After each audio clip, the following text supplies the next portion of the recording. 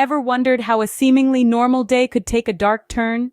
Picture this: a woman named Mary, diligently working as a technical support specialist in the buzzing environment of a call center.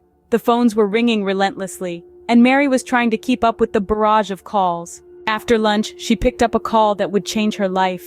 There was a livid customer on the other end, complaining about being on hold for almost 45 minutes. Mary apologized, but the man was too agitated to listen to her, his words dripping with anger and frustration. As she struggled to find an immediate solution to his problem, his anger escalated. Despite her best efforts to calm him down, promising to fix his issue as soon as possible, his hostility only grew. His voice was filled with rage, shouting about wasted time and money. The conversation took an ugly turn when he began cursing and swearing. Mary had no choice but to hang up. An hour later, he called back, his rage unabated.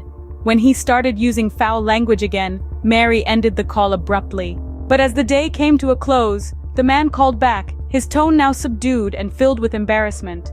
He apologized for his behavior and asked for her name, expressing his desire to send her a token of apology. Despite her initial reluctance, Mary finally gave in and shared her name. The next morning, a lavish bouquet of flowers greeted her at her desk. A card attached to it bore her name. Mary was delighted. After all, it was the first time anyone had sent her flowers. As her shift ended, she bid her co-workers goodbye, clutching the bouquet tightly. As she headed towards the car park, eager to get the flowers home, she noticed a small, balding, middle-aged man approaching her. In a split second, he pulled out a gun and pointed it at her. His words echoed through the car park. "Nobody hangs up on me!" And with that, he pulled the trigger. Mary was shot 4 times and succumbed to her injuries on the way to the hospital.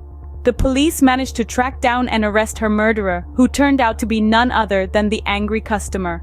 It was a tragic end for Mary, a woman who was merely doing her job.